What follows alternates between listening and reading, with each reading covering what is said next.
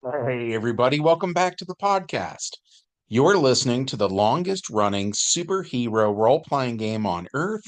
I'm your host, the Game Master, and today we're talking about the X-Men, or to be more specific, the X-Babies. But before we get into that, smash like, make sure you're subscribed, and leave us a comment. That helps us out with the YouTube algorithm, but also we love to hear from you guys. We've got an awesome community here, and it's all thanks to you. So thank you so much for being here. So, all that said, let's dive in.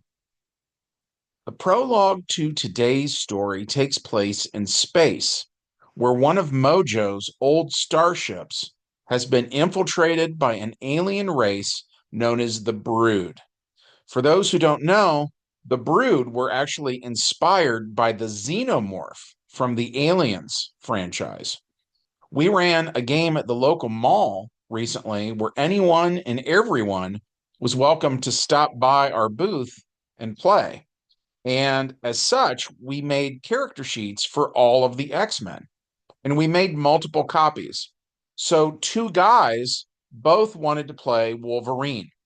And our justification for how that worked was that back in the 1980s, Mojo had created clones of the X-Men, which at the time he referred to as the X-Babies. That was in the comics, and it was like a weird parody of an old cartoon called Muppet Babies. Anyway, so because so much time had passed since the 1980s, we said that our X babies were adults now because we use real time and not comic book time.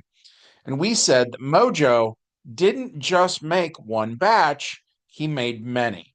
So this starship serves as a sort of floating warehouse where some of these clones are stored.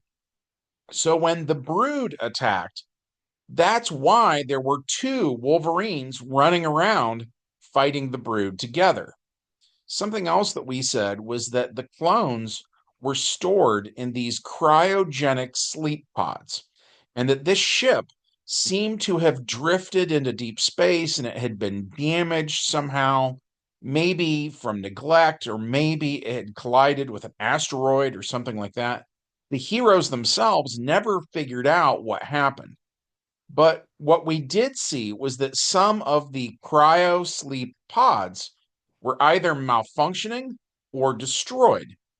And the guy that the heroes kept seeing in these pods over and over again was Jamie Madrox, the multiple man. And some of his selves were still alive and perfectly preserved, while others had met some terrible fate. The players took this as set dressing for the aliens vibe that I was shooting for. But I had added that for another reason as well. One pod contained a clone of Rogue, and when her pod and a Jamie Madrox pod opened, and the two of them began to fight the Brood, Rogue was knocked into Multiple Man. And not only did she absorb his powers, but also his mind. But here's the problem: some of him were alive, some of him were not, and some of him had gone insane. And like we saw with the Beast clone from last adventure, not all of these clones had even turned out right to begin with. So there were these defects, some of which were external and they were very noticeable, while other defects weren't actually visibly obvious at all. Anyway, so Rogue absorbs some pretty exotic mental problems when she bumps into Jamie Madrox. And of course, at the same time, the Brood are trying to kill her, right? So that's not doing her sanity any favors either. Elsewhere on that ship, the events of last game took place. Two Wolverines team up with a defective Beast clone and they fight some Brood. One of the Wolverines is infected and then the other one puts him down. Later in the adventure, they also met a Colossus clone who was the voice of reason. And that brings us to the main plot of today's game session. The heroes decide to split up and search the ship for more brood. They plan to kill any brood they find, and then they hope to find a clone of someone like Beast or Forge who has their wits about him and see if that character could maybe repair this ship. So Colossus begins to search the ship on his own. He finds some brood drones here and there, and he is able to destroy them fairly easily. But then he opens a door and finds this rogue clone that I mentioned a moment ago, and she's standing over a dead clone of Nightcrawler. And weirdly enough, she's eating him, kind of like a zombie would. Colossus says something akin to, "What's wrong with you?"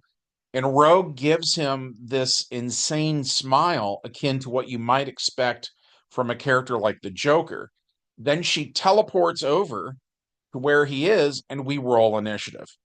And I won't really get into who rolled what, but the basic gist is that both of these heroes have, well, I mean, she's a villain now, obviously. You know what I mean? Both of these characters have something called skin armor, which adds to how hard they normally are to hurt.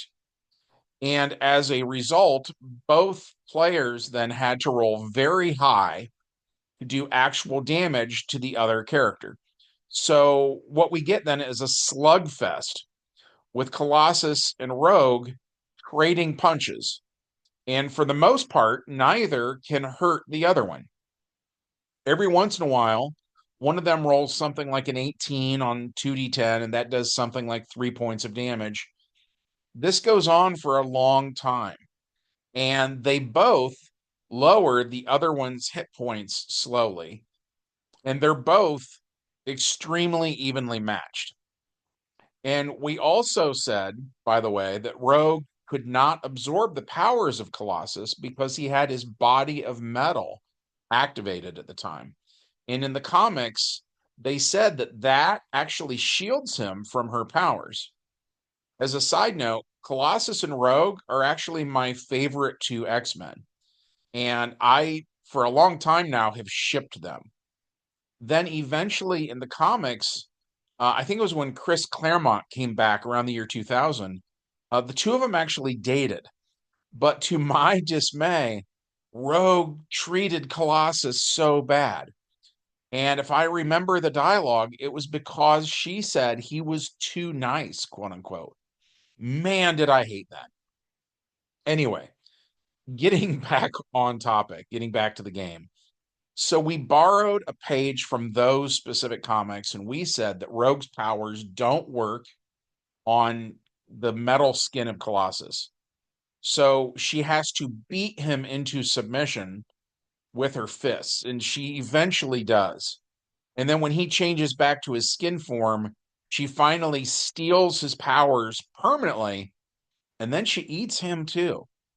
And in doing so, she gains his memories, knowing where he's been, and that there are other X clones that are awake and active on this ship.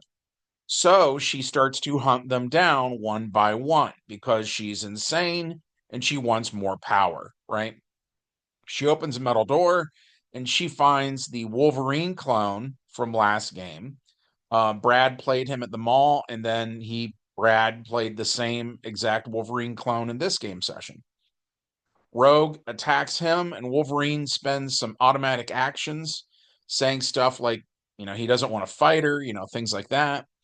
But this Rogue clone is obviously crazy now, so Wolverine changes tactics, and on his turn, he gets behind her, and then he stabs her in the back with his bone claws, and he actually rolled very high, and he actually managed to do a little bit of damage to her. Also, as much as she's got going on, he is still low on hit points from her fight with Colossus. So then she takes some swings at Wolverine, but he uses, ninja style dexterity to sidestep her attacks. He hits almost every shot, but his bone claws, because this is a clone, right? He's never gone through the Weapon X project. His bone claws can't pierce her new metal skin. And in the end, she knocks him out and then turns off her metal body and absorbs the powers and memories of Wolverine and then kills him too, which brings us to the epilogue.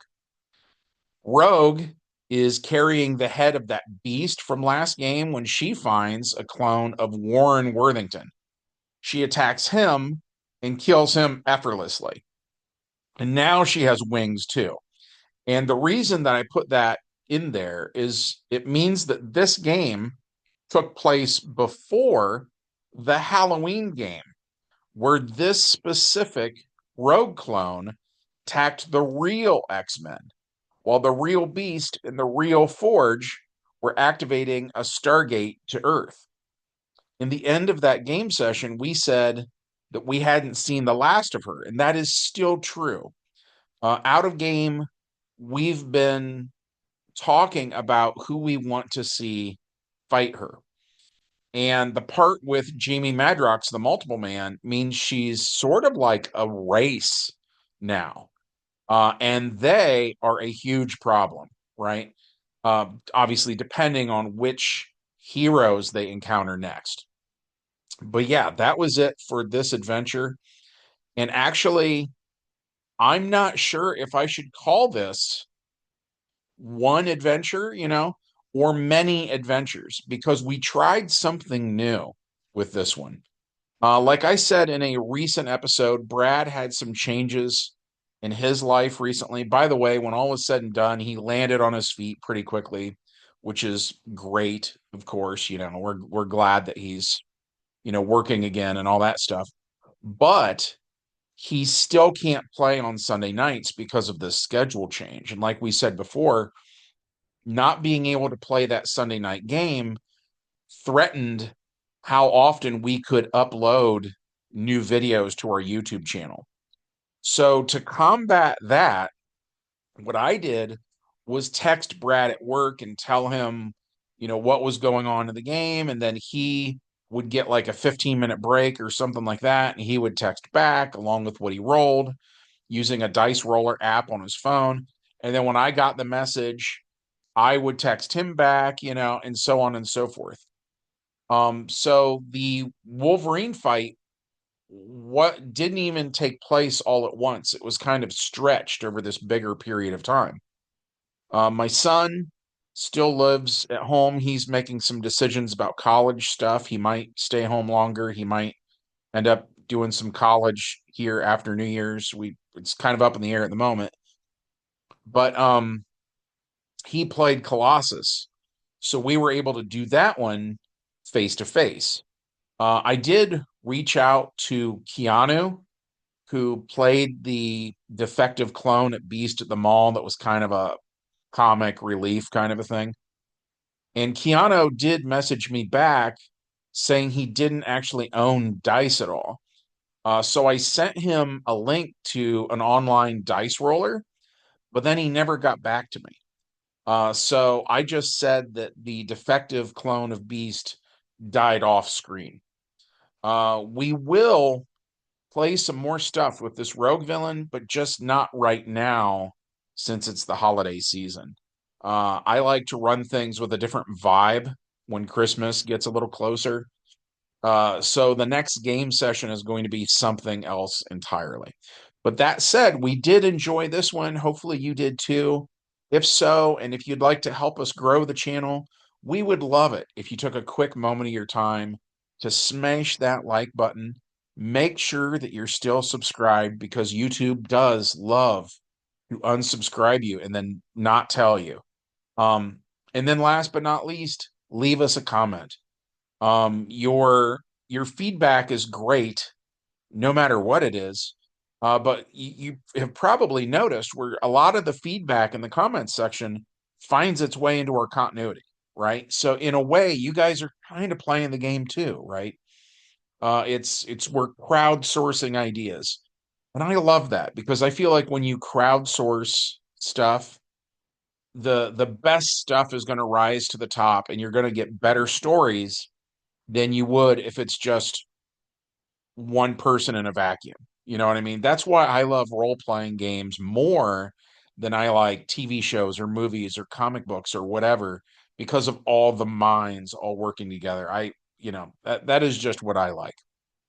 But at any rate, that's it for this one. From all of us here at the longest running superhero role playing game on earth, we hope you guys have a good one, and we'll see you in the next adventure. Bye.